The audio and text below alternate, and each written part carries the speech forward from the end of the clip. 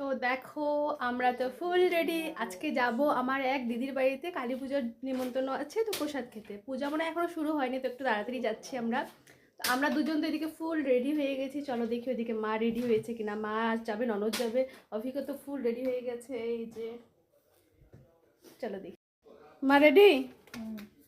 ফুল বাহ, সুন্দর লাগছে, লাল সাদা শাড়ি।